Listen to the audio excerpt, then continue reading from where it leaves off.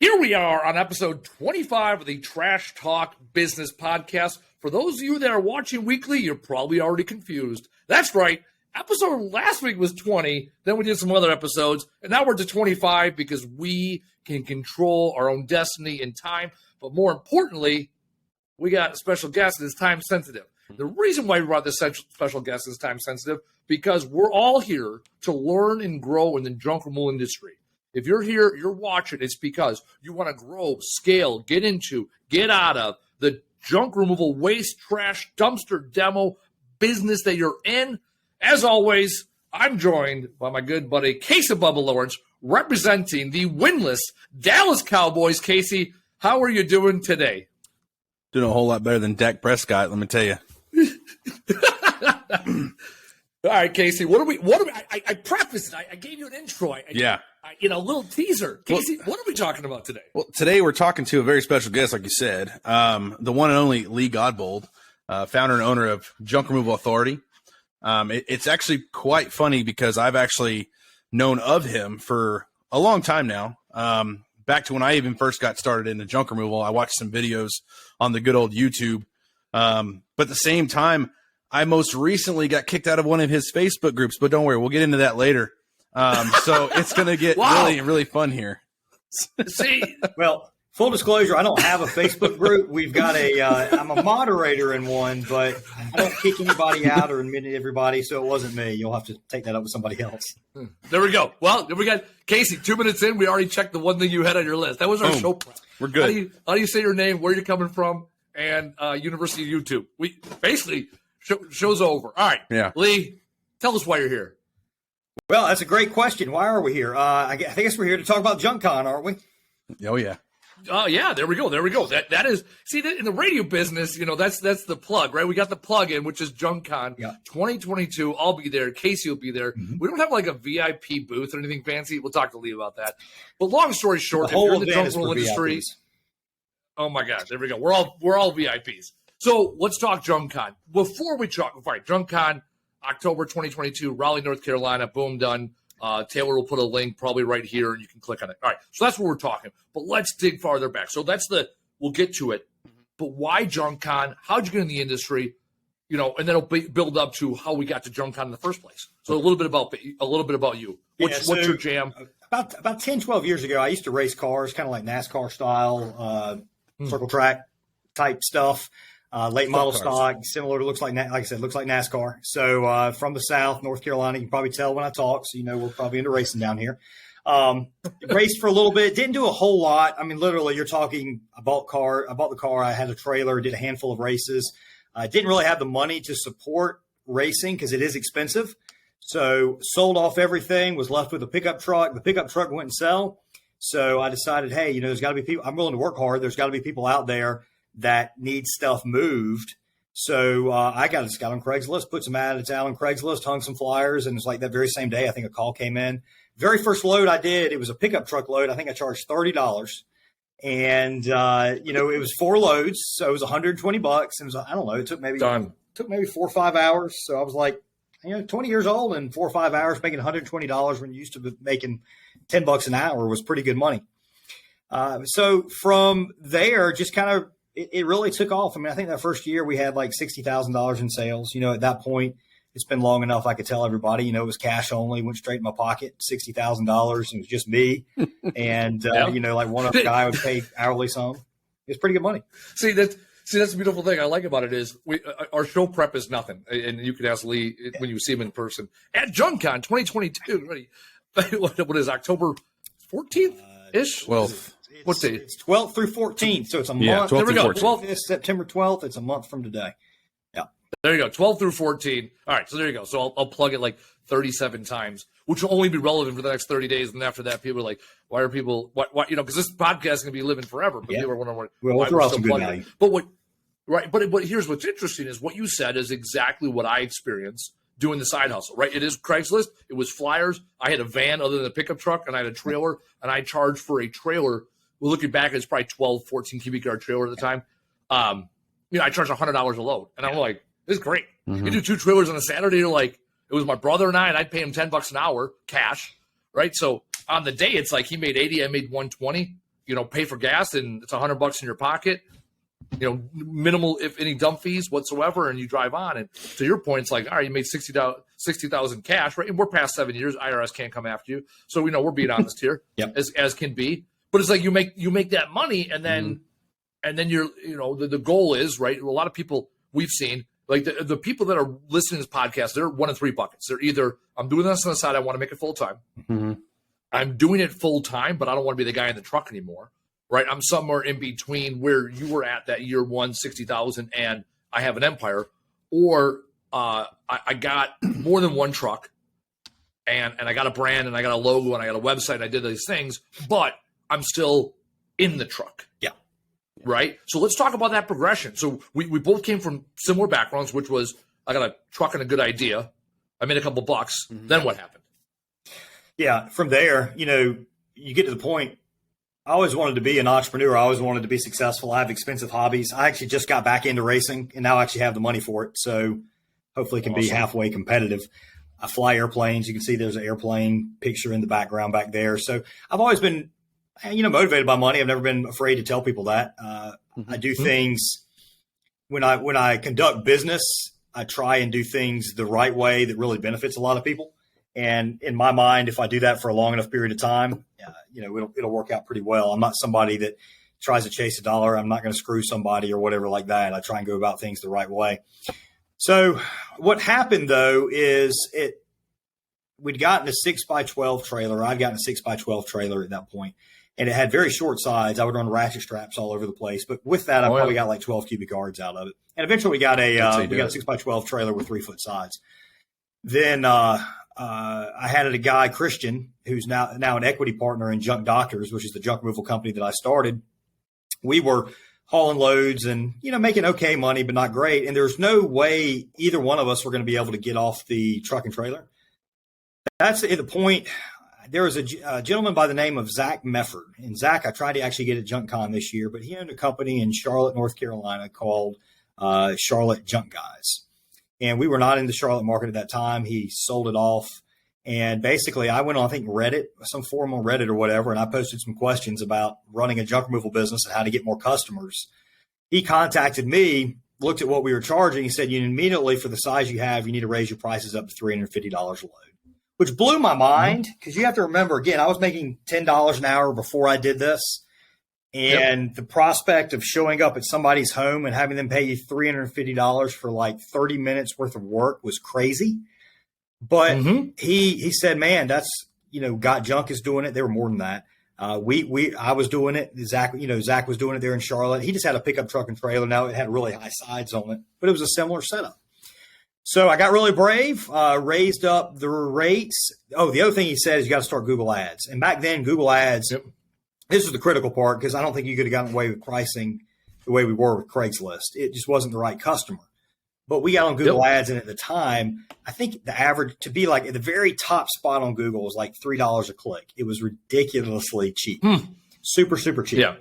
So immediately we're top on Google, and very few competitors out there. I mean, Got Junk might have been running an ad, but for the most part, like we were it. We were right there on the very top. It was very, very cheap. Calls started rolling in. We were at $350 a load, so all of a sudden we were making really good money. Now we have margin, so now there's enough meat left on that bone that I could get off the truck. So we put some job out. We got a dump truck. And I want to know. I want to jump in real quick, right? So we talk about this. I got my number, right? What's that number? What's that number of margin that you were comfortable with? Because this is where guys are, right? Yeah. I'm making money, but I'm kind of paying myself to work. What was the number from a margin perspective or revenue per dollar, revenue per month, let's call it, right? Or I would love to hear both those numbers. Yeah.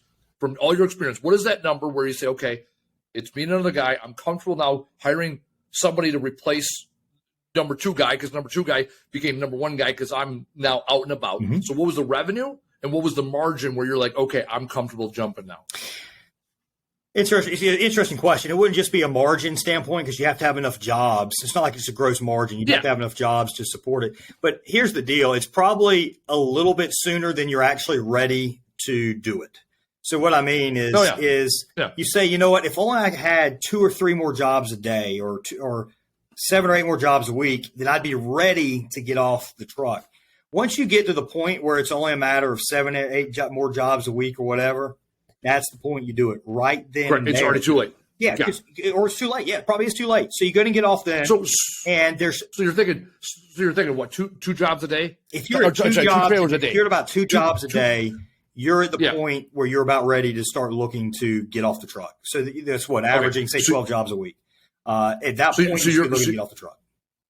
So your math there, right? Because I'm a math guy, and people want to know, like, you know how you guys do consulting, right? People want to know, when do I make the jump? So and I want to just run the number real quick. So you're saying at the time, right, and it's subjective maybe, right? 2 full trailers a day is when you're ready to jump. So at the time it was $700 a day by 22 and a half working days. So 15.7, call it. Yeah, well, we were $350 a load, but some loads would be less than full. And, if I did a little bit of quick math right now, now the average job is $350. It's actually probably a little bit over that for most people now with recent price raises. But let's just say it's $350 for simplicity's sake. Then your math would factor out. Then you're roughly 12 jobs a week at that point, so $4,200 a week. Just about $16,000, $17,000 a month. That's a pretty good point where you're ready. Now that's going to kill how much money you're making, and it's going to be scary as hell to go off and do it. But if you get off and you stay busy, that doesn't mean just sitting in an office or at home waiting for calls to come in. That's networking. That's sending out emails to realtors and property management companies and all that kind of stuff. And that's when it'll really start kind of rolling in and coming together. Well, also, to that point, I also want our listeners to understand that just because you hit that number 1 month or 2 months does not mean that's your time. Okay. There's a big difference in when you hit a number and when it's your average. The reason why it's so important is because, Andy, you can back me up. I've had a job that was astronomical. And if I counted all in 1 month, it'd be insane, like over $300,000, $400,000. But I cannot count on that every month, let alone every year. Right. Yeah. So I just in my QuickBooks, I'm consistently looking at a rolling 90 days. That's what my metric is. And now I've been doing this for a number of years. I know which months I got 1 month where I do 11% of my revenue. I got 1 month where I do 5% of my revenue. Right. So my challenge to people out there when you're looking to make the jump, right? So Lee is at about 15, 16,000 a month today, right? Because the average job price and factoring in, quarter, half, 3/4 full trucks or trailers and also multi-trailer jobs, all that other stuff. So he's in the $15,000, $16,000 range. I tell people you got to have $10,000 a month, 3 months in a row consecutively before you make that decision. But if you're already, we had a guest on a couple months ago, he was already at $25,000 a month. Yeah. And he hadn't done anything. Well, he trained his number 2, but that was it. And well, he also was less than a year in. So he was less than a year in. That's the other thing is I used to take my average of my worst quarter and go off those numbers because it's easy to do simple math on your best days. On your worst days, what does that look like? I like the rolling past 90 because at least then you're looking optimistically. You're great. You're more you're less risk averse. I'm the riskier of the two of us, right? We know that. And the other. Oh, go ahead, Lee. I was going to say seasonality plays into that. So, for example, currently with Junk Doctors, we're 12 years into it. We've got 17 trucks. We might run 13 of them, 13 of them, April through the end of October. But, come January, we might be running 6 or 7 of them. Okay, so a third. So that's and then you got days of the week that are busier also.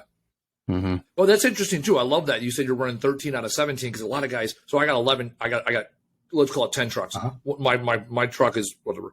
It's there, but it's not. So, and I tell people if I'm running 6 to 7 trucks a day, that's where I like to be. I can run 8 or 9, but I got a truck that's down for maintenance or backup or something at all times. And some guys are like, I got to get 2 trucks and keep 2 trucks running. Well, yeah, 2, 3 trucks probably, right? But once you get to 3, 4, 5, you got either different truck configurations. You have trucks that are better at something than others. And so I love that. I tell people, and even our operations people, Sunday night going into Monday morning, I want to see 75% of my work booked out at 75% of my capacity. Yeah. Right. That means I can still add jobs on the day and I can add big jobs. Even if I got a couple guys where I can always bring in temp labor and I got a couple guys that I can call old employees and stuff like that where they'll bang out nights and weekends jobs or even come in during the day. So I'm going to pay a premium for them because a lot of them got their own hustles and landscaping gigs and things like that. But it's like, I don't want to be 100% capacity walking in Monday morning because that doesn't allow me to take care of a lot of my shit. And one truck breaks down, you're going to go pick up a U-Haul and be pissing away money and breaking even on the day. Well, you have to have room for error. I don't know if you ever did. Yeah, like back in the day, it was a U-Haul game, right? You booked more jobs than you wanted. So you go pick up a U-Haul in the morning, and that was fine. That's how you temporarily increase capacity so that you can meet the needs of the then customer. That the goal is that they become your long-term customer, and you buy the equipment to meet them as you're scaling. Yeah.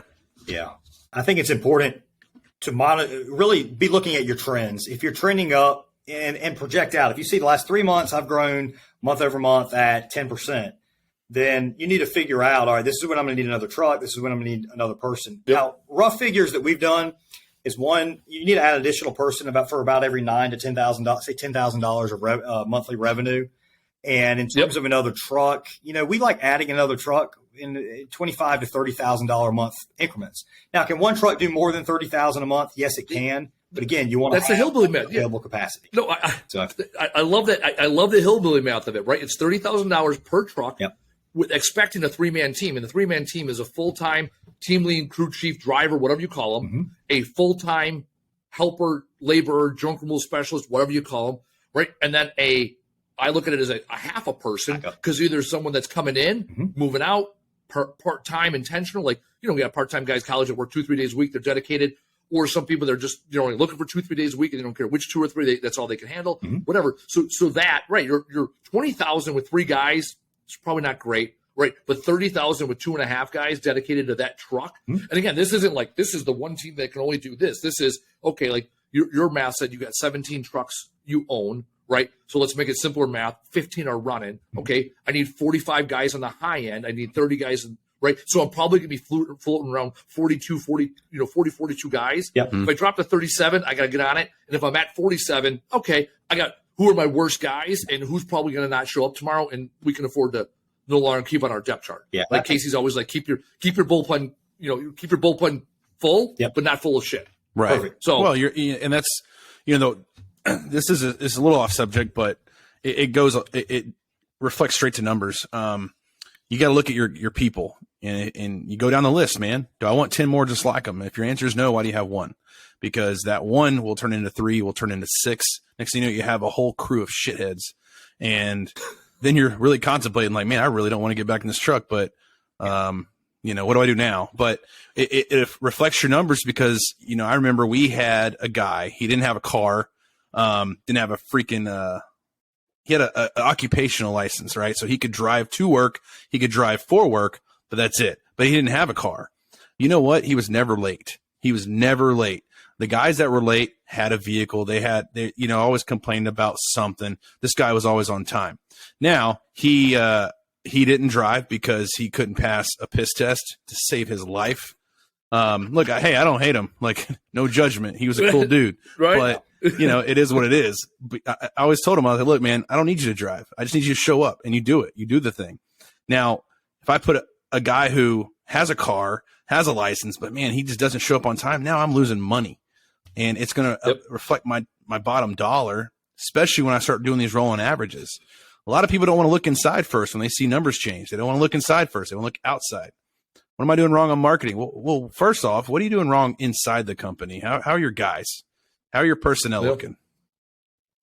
Yeah, troop morale. What are your processes like? Is it repeatable? Are they doing things the way that you did it when you did, 6 figures by yourself, or with your, not by yourself, but when you were the guy in the truck, right? Are they, are the processes improving, or are they getting worse? Because stagnant is, just spot inflation checks of life. This is when your managers come in. Spot checks. Hey, did the pictures match the job? When you see a job close out, hey, this says 3/4 of a job, but that trailer looks pretty damn full. Like, what's going on here? Yeah. Job take. That's another thing. What's the average, average time on the job? And if all of a sudden you're, those numbers aren't lining up, you look into it a lot further. All right. So here, hillbilly math. I'm a math guy. If you didn't know this, right? Yeah. All right. Full trailer. What do you consider to be a full trailer these days? What is we have dump trucks, 15 cubic yard dump trucks now. Okay. I think our full load rate is about 650 at the moment, 625, something like that. Yeah. Industry standard from what I'm seeing, right? It's 14. The 800 guy junks of the world are at like 14.3 cubic yard. Right. They round up to 15. Junking is at 8. Yeah, right. We round up to 15. Yeah. Right. Not great math, but Yeah. I appreciate that. Right. And then Hillbilly math. And then Hillbilly math. You round down at 14.3. At best, you go 14 and a half on a good day. That's politician math. Yeah. There you go. You're right. There we go. Hey, I can appreciate. There we go. Write that down, Casey. Politician math, right? We round up or we round down, whatever serves our purpose, right? Yeah. Okay, and then the Junkins of the world are at 18, Right. They're kind of the outlier. We've always been 16 because again, simpler math, right? We build our trucks and our trailers at 16 by 12 by 6. That's how we build them. And then we also have box trucks that do 2 trailers, and then we have a dump truck that actually does 1.5, does 24 cubic yards. Turns out that box is way too fucking heavy when we tip it. So Yeah. I'm learning those lessons. Yeah. What do you actually, on that note, before I jump back into the timing, don't let me forget, what truck frames do you guys running typically? These are So we're doing 4500s? nowadays it's the Isuzu NPR HD or the Chevy W4500. They're the exact same truck. It is. Yeah, Okay, so it's the Isuzu 45. Okay. Yeah, and we build those truck bodies. So we build our own truck bodies. We sell them to people and all that kind of stuff as well. It's a 15 cubic yard body is what we've chosen. So all of our trucks are the exact same size. So just for our listeners, I use the same truck body. I put a bigger body or truck. I put a bigger bed on it, right? And so the pump can handle it. Yeah. But I ripped out an oil pan on one truck coming out of the landfill. Yep. Because I don't know if it just always sits low. Yeah. So I want to go up to 55, 65, 75, whatever it is. And then on my box trucks, I run Ford 7. I got a Ford 750 and I got a GMC 7500. But those are 24 foot. And we do a lot of we do junk removal. We do a lot of recycling on the back end. We do a lot of commercial work. So I love bring a dock on and just Well, see, load as I go. I ran trailers. I ran dump trailers. Everything they were dump 16 and 18 yard dump trailers, and I had 3/4 ton diesel 4x4s pulling them, every single one. So I think the smallest trailer I had was a single axle. That was mainly for like nice furniture, single axle enclosed. But I tell people all the time, and I'm sure you could attest to this too, Lee. I mean, I know you're based in North Carolina, but I'm sure you have clients and affiliates all over the country. But the market is so different where you are. Like, it doesn't matter. You can have a great model, but you have to look at the market you're in and what it calls for. Yeah, I mean, disposal fees $42. They're 42 or almost $45 a ton. We just had a price increase here. In North Carolina, you go to Boston and they're $200 some a ton or whatever. So there's a place in Florida, $18 a load. Oh my God, no shit, $18 a load from a guy with the panhandle. I'm like, I'm gonna start shipping trash from Wisconsin down there. Might save me money, if not for fuel. All right, so going back. Okay, so I want to go back to this point because for those of our listeners that are tracking, I challenge our listeners, track how long it takes you to do jobs, right? So I'm going to ask you 2 questions, Lee. Did you track how long it took you to do jobs when you were doing them? Yes or no? Yes. When I first started, we tracked it, and that way we could kind of compare. But see, it was actually longer when I was on the truck because I was also answering the phone. So it wasn't okay. So no, but that's a good point. Okay, so that's a good point. So my next question was, what is the variance between when you were doing it versus what you consider to be the standard now, and what is the standard? If I said a half a trailer or we'll use trailer or truck interchangeable, right? 16 cubic yard vessel of stuff, right? Standard house, you walk in, right? Standard amount of furniture and smalls. Let's not get right. But what would you say the average time is to load a half trailer versus a full trailer from I park to I'm leaving? Yeah, so we allot, and this is what we allot. It doesn't ever take this long, but we allot 2 hours for a full truckload. But it generally, a lot of times it takes hour and 15. Something like that, hour and a half. For a half truckload, it's going to be about half. Well, it normally doesn't take an hour for half load. So I try to keep it 30 minutes a quarter. Exactly. That's what we do. Yeah. And that's what we teach our guys, right? You're right. You're gonna get, like, if you tell me it's a full trailer of furniture in a garage, it's gonna be quick. Got it. I'm gonna be out of there in 26 minutes. Right? 27 if I get a Facebook post or whatever it is, right? Yeah. But and the challenge I see is people don't track it. And then also, what is the variance from when you do it? So we have a newer GM. He's like, man, I could have got that job done in da-da-da-da-da. I'm like, you got to take how long you and me could have banged it out and double it. Yeah. Right? Because you and me, right, you get paid, I get paid, right? The owner, right? I get paid different. And you're the GM that gets paid profit share. It's different than the guy at hourly, right? And also, you and I got 30 years of life, in construction and all these other types of work experience. We should be able to do it faster than someone that's been working here a month or even a year that, they got other shit on their mind. Okay. So, because this is the challenge, we have seen this. So Casey and I both came from franchise world, and we saw that time and time and time again, guys would build that business. They'd be at 10, 12, 15,000 a month. They'd get it to 20. Then they would convince themselves, okay, now it's time to get a second truck. Now you have two trucks dividing $25,000 worth of work, and then you build it up. Right. But then they get to this They're point where still in the truck though. Yeah. They're good. They're doing like 40, 45, but to your point, they're on the truck and answering the phone, and the second truck is kind of like with them on bigger jobs and doing their own things, but they're also dispatching for that truck. And then they can never get over that 40, 45,000 hump. Yeah. Because they're just chasing their fucking tail all day. So how did you avoid that? Or did you get stuck in that cycle? Talk about that transition. No, we doubled in business year over year for the first, at least the first 7-8 years, just about. I think there's 1 year in there that we didn't. We were still growing at 30% year over year, even being 12%, 12 years in business at the existing locations we have. We're not expanding geographically. So, back then we're aggressive advertisers, always have been. So if, I want to be showing all the time. I want to be showing well. I want to be getting the word out about our company where we can, getting yard signs out. We use these sticky notes we put on the backside of mailboxes. So basically any moment that we weren't, slinging junk, we were trying to market, trying to advertise, doing the boots on the ground stuff that we can do. And then we were aggressive on the Google Ads side of things. Once we were a little late to the game on Facebook, but we're involved some on Facebook now. And we get work there. Nextdoor, we get a lot of work from it. So we just always kept our foot on the gas, getting customers in, and then we just made damn sure that once we got out on the customer's home, we were going to do, one, amazing work. Two, we were going to ask for a review, get more reviews online. That's going to improve your reputation. You're going to get more jobs. It's also going to help out your SEO. And those are just and the yard sign. We always ask, hey, can we put a yard sign out? I have a quick question for you, Lee. So year one, and I want to know year 5. Year one, what was your marketing spend? Not budget. What you spend on marketing? Oh, year 5, what'd you spend on marketing? Year one, well, and I always sometimes it's a little fuzzy is what I consider year one. Year one, when I first got started, was part-time and all like that. That was the year I did like 50, 60 grand. So first full-time. It wasn't even a full year. So our first year full-time, I think we did 110,000 in sales. Okay. What did we spend on marketing? It wasn't much because that was mainly off of Craigslist. I don't know. It was probably a few grand. It might have been $5,000 once you factor in yard signs and all that kind of stuff. The second year, I believe, was 240. We probably at that point spent 20,000. And these numbers are not accurate anymore. That's right. Things have changed. The third year, I believe we did 360. That was one of the years we didn't double.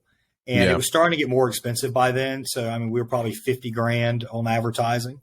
After that 360, we did maybe 660, and we might have spent 100,000. So generally what we tell people in terms of advertising spend, we'd love to see you, if you have a little bit of money saved up where you start and you're able to dedicate like 20 to 25% towards advertising, because what's going to happen is that's going to allow you to jump. You might do $250,000, $300,000 a year in your first year in sales if you can do that.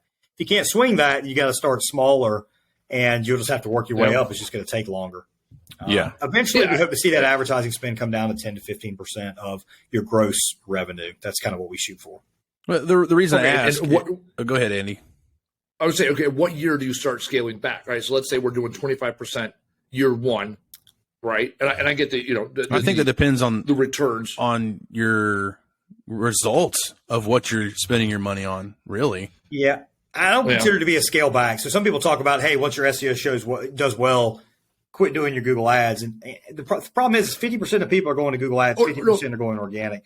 And so basically the reason the numbers come down is because your gross sales go up. Now that's what I'm saying. I'm not saying scale back. I'm saying scale back as a percentage of revenue, right? Yeah, so year 3, things are starting to look a lot better. By year 3, you might see 15%. By year 5, maybe 10. There's a whole other strategy.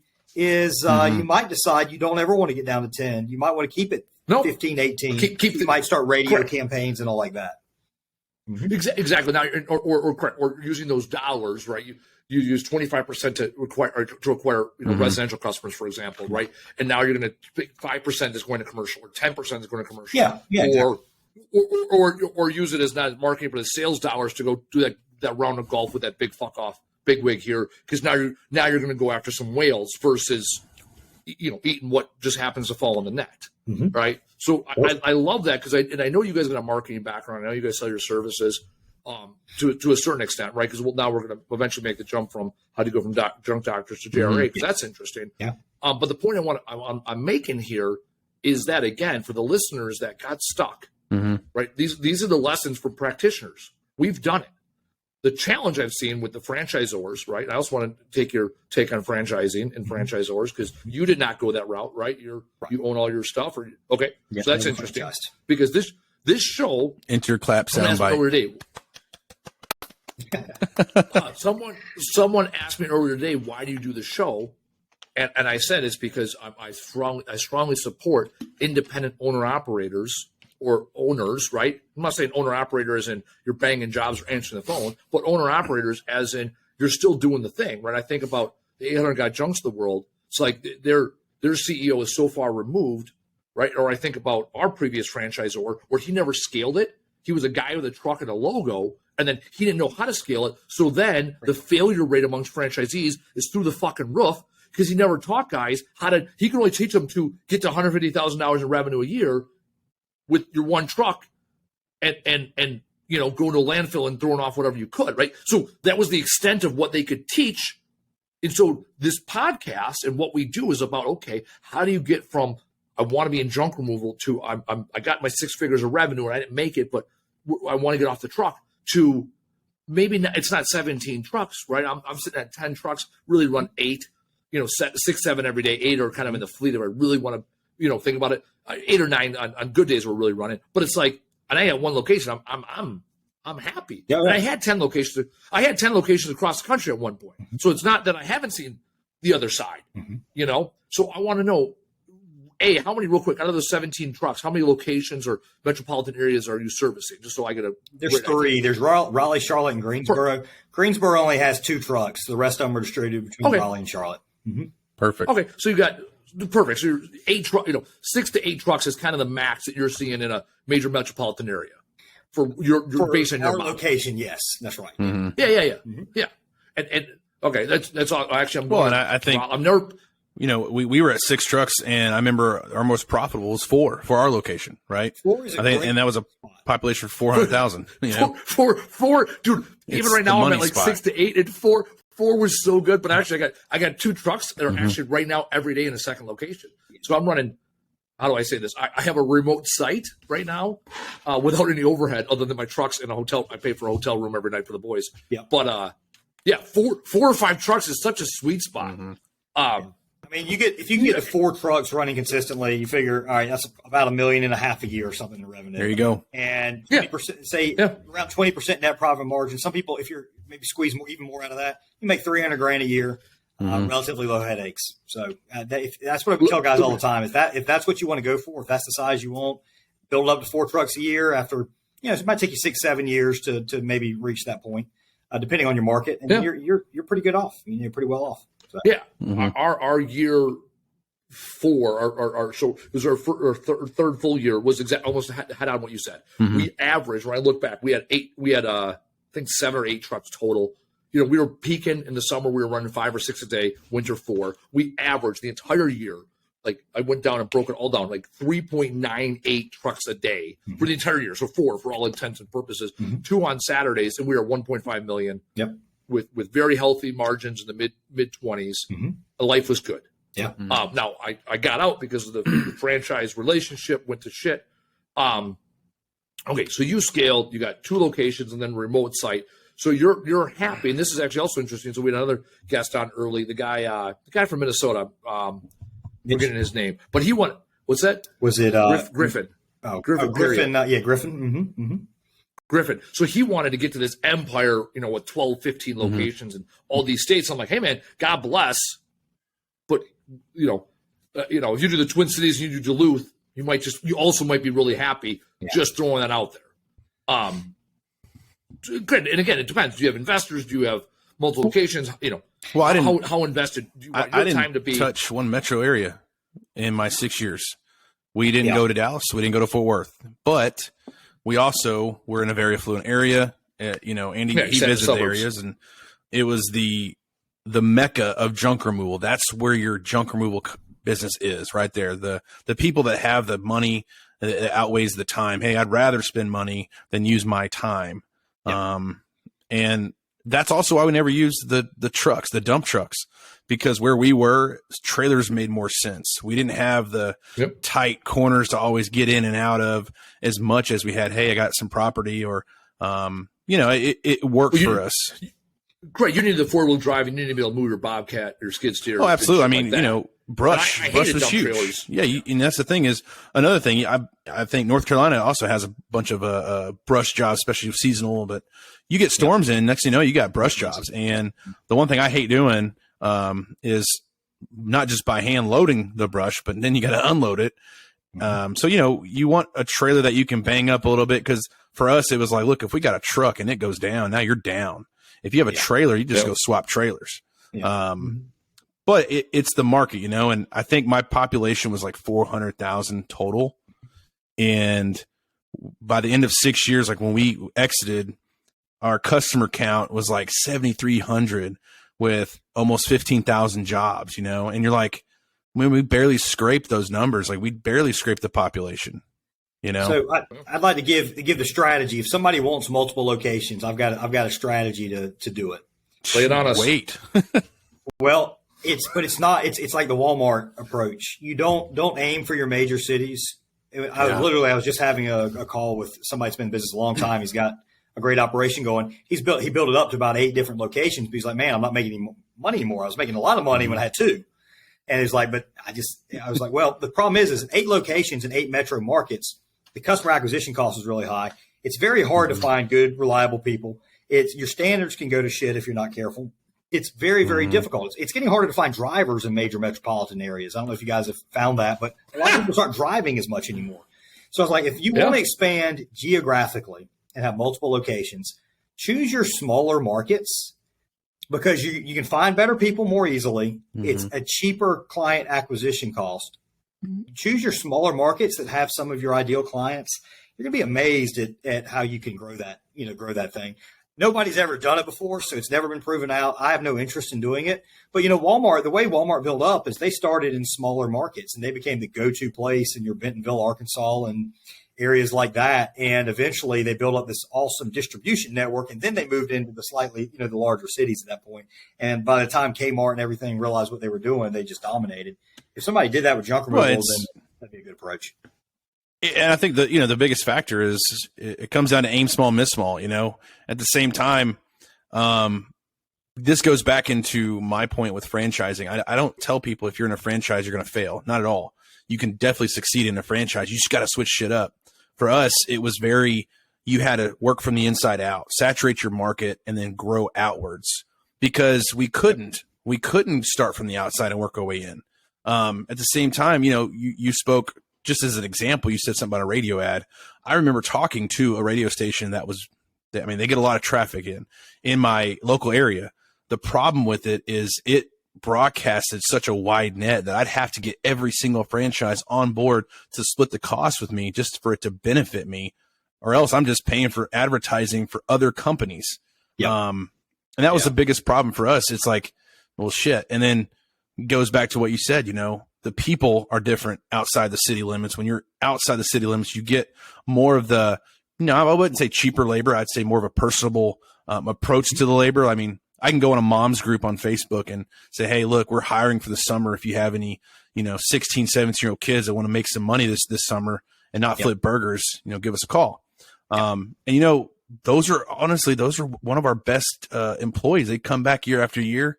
They put their work in. They stay in touch with us, where when you go in kind of the bigger cities, they're like, hey, one and done, Yeah,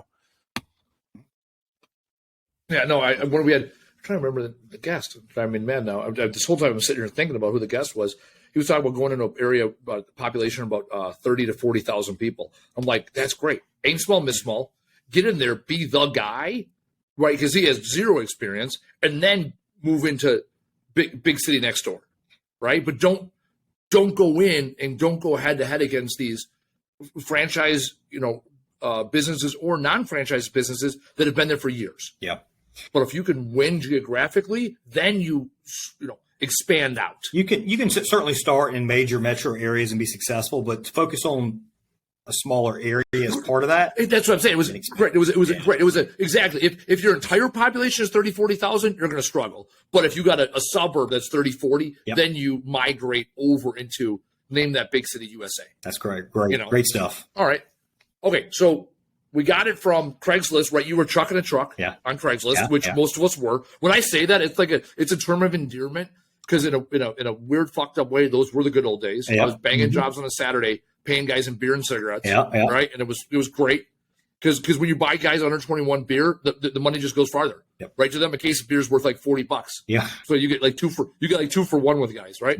On the hourly rate. Anyways, so you go from truck to truck to I got this business that I've repeated in more than one location, but still under my, direct supervision. Maybe not day-to-day shit, but you're running it, you're owning it, you're doing the thing, and then you go into this thing called JRA. Yeah. Talk to us about that transition and what is it you do now? What is it your day-to-day looks like? And what are you doing to promote individual owner operators in the junk removal space? Yeah, sure. So Junk Removal Authority started in 2018. The transition there is we got Junk Doctors up to $1 million plus year business. We were in 3 locations, and I think it was maybe 1.5 at that point. And we thought about franchising. We knew we wanted to expand, so we looked into franchising. But we were like, you know what? We don't really want to franchise as one because we don't have anything that's really separating ourselves out tremendously. But there's no one reason why customers would want to choose Junk Doctors to do it, do business with. If I was to buy a restaurant, I would love to buy a Chick-fil-A because immediately you've got clients, you've got customers. Right, but you have something proprietary. Them chicken sandwiches are proprietary. Yep. And their standards are in a weird, fucked away proprietary. Like they got a way of training you so that you walk in and it's so consistent. Don't know if they brainwash people or what because they don't pay them any better than McDonald's or Bojangles or whatever. But the you know what it is. You know what it is. They have off. You know what? They have off on Sunday. Yep. They have their Christian values. They're privately owned, which means they can tell anybody to get fucked. Yep. Right. Like, and again, I'm not advocating for all this. Have great these programs are for their employees. Great benefits. And they got great benefits. They care about the people. Great food. So that's what sets it apart. So, but what I looked at is all right. If I could get my hands on a 100 Got Junk franchise, I would do it actually because they've got national names. They got the model. Mm-hmm. But you're going to pay at this point. You're going to pay millions of dollars for it. I mean, there's every franchise out there is going to go for millions. So that's out of the realm of possibility for the majority of people. Cost prohibitive, absolutely. But I also recognize there are some advantages to franchises: the ongoing support you get, the initial operating system, on how you actually do this thing, some of the marketing support that you might receive, the contact center, answering the phone all the time. That the first thing that I wanted to give up. After I got off the truck was I don't want to answer the phone all the time because you become a slave to it. So there was a lot of advantages. It took me a bit of a time, but basically I just came up with the concept. Why don't we just take the positive pieces of a franchise? We'll create Junk Removal Authority and people can kind of get the services that they want to use. There's no long-term contracts. They have their very own business, their very own name. That's not a JRA franchise or anything like that. And they just pay for the services we deliver. If they like it, they stay with us. They'll continue to pay us.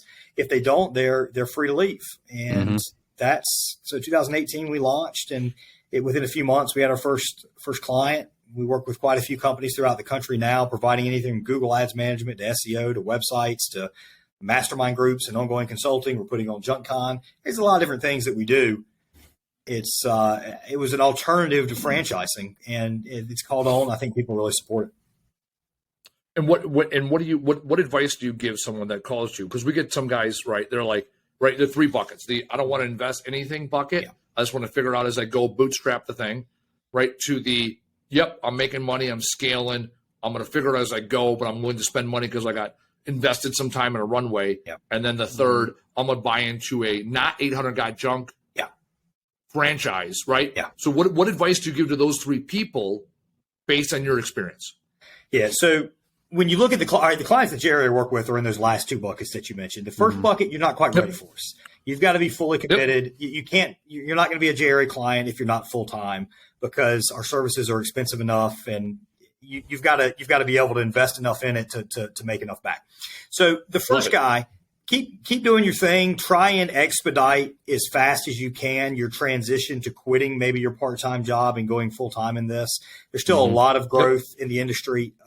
Industry-wide, it's still growing 20% year over year. We get that data from Google Trends.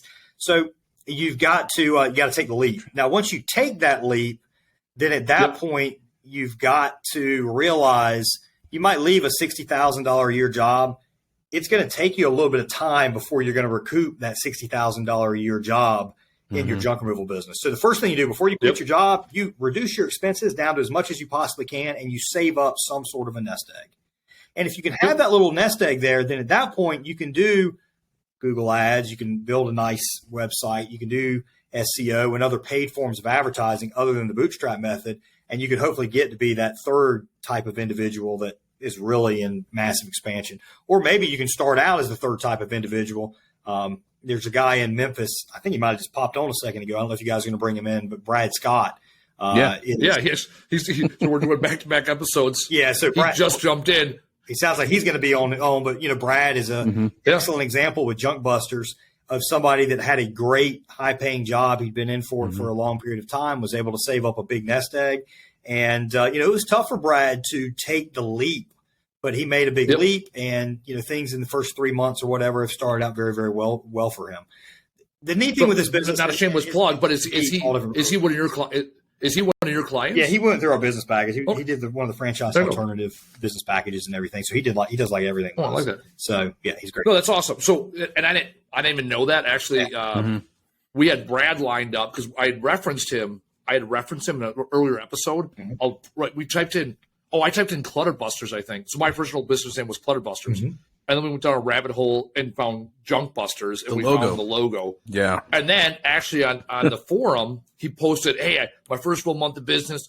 This is all the lessons I fucking learned." Yeah. Like just that fuck yeah post. Yeah. And I've seen a lot of guys do that, and then they kind of like go silent just because shit happens, or they have a bad month and they don't want to whatever. But he's like, "These are the things I learned." I'm like, man, this is a guy that he's just starting off.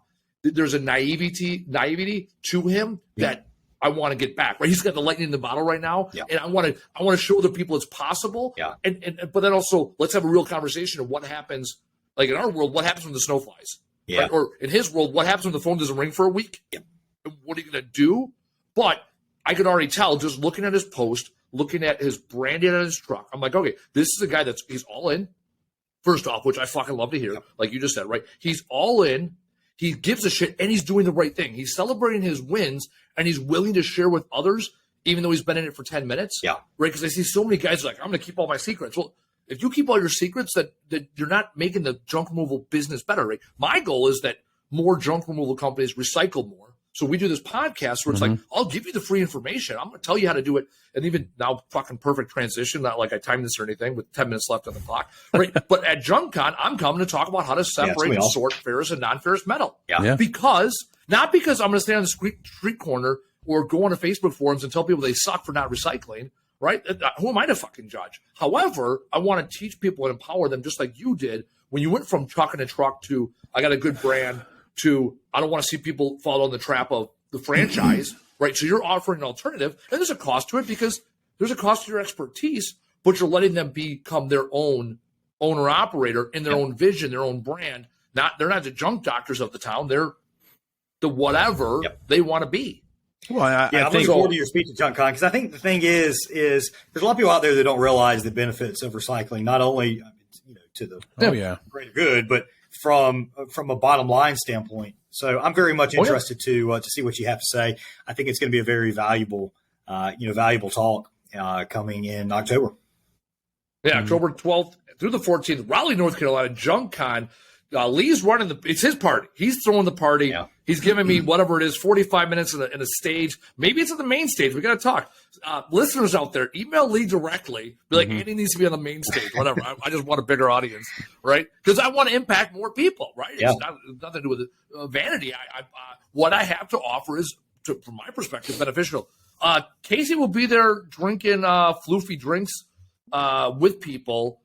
what is your drink of choice at the Cheesecake Oh my Factory? gosh, it's a passion fruit margarita. It's the best thing ever. All right. That's exactly what I Cheesecake thought Factory. you would drink. When I looked at you, I was like, this Oh, is a man. passion fruit margarita kind of guy. It is. And what's funny is like I'll smoke some brisket and some ribs and I'll get the fruitiest drink I can. Either that or I'll have a Miller Lite. But either way, passion fruit is the way to go. So there you go, JunkCon. All right. So what else is there at JunkCon? Yeah. That those because so like the Brads of the world who's gonna be joining us here in a second. He hopped on and then he hopped out. He'll be on like so. What are the guys that are in the trucks? What can they look forward to? Yeah. Whether they're customers or yours or not. What are the guys that are owner operators, or even in my case, I'm an owner and I'm operating at a different level, right? What are we looking forward to at JunkCon? Yeah, so there's basically two parts of JunkCon. All right, so you got all the not necessarily scripted stuff, but the prearranged speakers and all that kind of stuff. So they're going to be teaching you something. Anywhere from we got Sam Schick, built up a $10 million a year junk removal business, was actually a Big Blue franchise, going over some sales training. You've got Bennett Grove and Casey with Stand Up Guys Junk Removal. Bennett's with Fire Dogs and Casey's with Stand Up Guys. They're going to be talking about answering all different kinds of questions operationally, building up a smooth running, operations side of your business, because those two are probably the best there is on operations. I think Stand Up Guys is like in 17 locations now, all company owned, and Bennett Bennett has maybe 10. Started in Indianapolis, it's in Fort Wayne, Indiana, and then a handful of other markets throughout the country. I think they just moved into someplace in Arizona. So that's going to be great information. Workies is there. So Workies is the presenting sponsor. If you guys, nobody's using Workies, then Workies is an amazing scheduling system. They're going to be covering how the scheduling system can help you scale and get off the truck and manage your business. Make sure employees aren't stealing from you, and they're getting all the right job information and they're doing an amazing job. We've got some phone training stuff. We've got John Aguirre with Happy Junk Removal going in Arizona, Phoenix, Arizona. He's been in the business for since 2008. He's covering some great stuff. So we've got Toby Stubbs, Wisdom Insurance Agency, going over some insurance, making sure you have all the right insurance to really protect yourself. A Wisconsin guy. I know Toby. Actually, Toby lives about 15 minutes from me. Yep. And then we've got you going over the scrap metal stuff. And very tactical. A handful of other people. We've got a guy by the name of Mike McAlowitz that is the author of Profit First, is the keynote speaker. Which is a best-selling New York Times best-selling book. He's going to be the keynote speaker there on Friday the 14th. So you've got that side of it. But let me tell you something. That's the side we put a lot of effort kind of lining all these people up. And there's others I didn't even mention there, Denise Sparks and Ricardo and several others as well, going to be presenting at the event. But you've also got where I think the most value is going to be is actually on the networking. So you mentioned the guys that own the truck. Now imagine if you can take all these guys that are on the truck and expose them to hundreds of other business owners that have actually made it off the truck. And they can tell their story just passing each other in the hallway or eating or at the networking event on Wednesday night, which is going to be a lot of fun. There's great food, drinks. We got a live band, or you could have another area that's a bit more quiet where you can actually network. So that's the two aspects of it. So what you're going to leave with, you're going to leave with information, you're going to leave with motivation. And you'll hopefully take that information and motivation, you'll implement it. And then next year you'll make your way off the truck, you'll grow. Or if you've already made your way off the truck, you go from 2 trucks to 4 trucks to 6 trucks to however large you'd want to go. We hope this provides that motivation and information for attendees to do that. No, I think you hit the nail on the head exactly what investing in yourself and your business is all about, right? There's the tangible no shit takeaways day one, and then there's the investing in others and long-term growth, whether it's just you need to phone a friend, right? That's how Casey and I started, right? We started arguing in a Facebook forum, and then I was like, fuck this guy, I'm going to call him. And that was 6 years ago, and now we just do it on Zoom once a week. Less the text message I got this morning from him saying the Packers and the Cowboys both shit the bed yesterday, which they did. And are you a Panthers fan? Well, in this area, in the Raleigh area, it's college athletics. Down here we've got. So you don't give a shit about the NFL. That's I am a Panthers fan, but I'm very much a fair weather kind of Panthers fan. If they're doing well, I'm all into them. But if not, as of recently, I couldn't get it done. Yeah, Baker Mayfield. I love the guy. Couldn't get it done against backup. It was close. At home. It was close. They had it. They had the game. Yeah, came down the field I goal. can't stand Baker. 56 I'm yards. glad. I'm glad. You don't like Baker? No, Oh, I can't love stand Baker. him. He's a blue collar guy. He's a hardworking He's guy. He's a douche. But I will say this. Anyways. My driver of choice is Chase Elliott. Absolutely. Oh, yeah. I am a I big don't know what that Hendricks means. fan. Oh, yeah. I have no idea what that means. It's NASCAR, Andy. All right. Missing out. Shit. The last here I'll date myself. Matt Kenseth. Ugh. I used to work for DeWalt. The Is that right? last time I gave a shit about NASCAR Yeah. was I think DeWalt. about 10 minutes before I joined the Army. Yeah. Number 17, baby. Yeah. He won the cup in 2002? 2003. 2003. I was close. Yep. For nothing. It's just a bunch of left turns, right? Is that Yeah. Yeah, Yeah, bunch of left pretty much turns. it. Y'all That's just all it making is. left Sunny turns? drive, left turn. Bunch of That's left it, turns. man. Yeah, that's Anybody can do it, right? I guess. it. Nothing to it. I can make a left turn. I pay for enough trucks. I don't need to pay for another one. You know, God bless. I mentioned I got back into racing, and there's a guy that that I did wind up passing him, but I was behind him briefly, and he had a sticker on the back of his car, and it said it said it's easier. This was a lot easier when I was in the stands. So keep that in mind. Hey, that's like Monday morning quarterbacks. That's what it's all about. Yeah. All right. So, we covered some things, talked about JunkCon, talked about your journey, and we gave some pointers, right? Some no shit KPI level indicators as to when do you jump. And I really do appreciate you sharing that, being transparent. Yeah. Because Casey has his indicators, I have my indicators, you have yours. And now you start to see some trends. There are some numbers that are like, okay, this is what I got to shoot for. And my challenge to everybody out there is you're a marketing guy. I'm all about investing in yourself.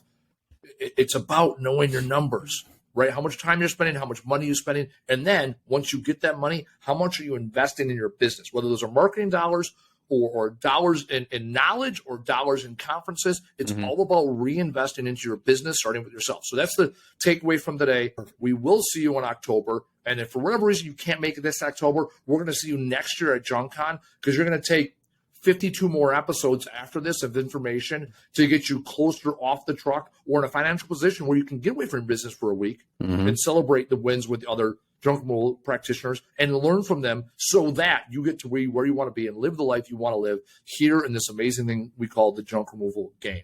That's our send-off. I'm closing her up.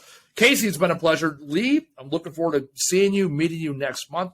Thank you for sharing your time, and we're excited to have everybody, all of our listeners at JunkCon this year, October 24th, October 12th, I did 12 and 14, 12th through the 14th in Raleigh, North Carolina. Kickoff party Wednesday night through Friday afternoon and night. Keynote speakers. I'm staying till Saturday because I've never been to Raleigh. Seems like a good time. Check it out. Come catch a drink with Casey, learn about Scrap for me, and learn about how to run your business better with Lee.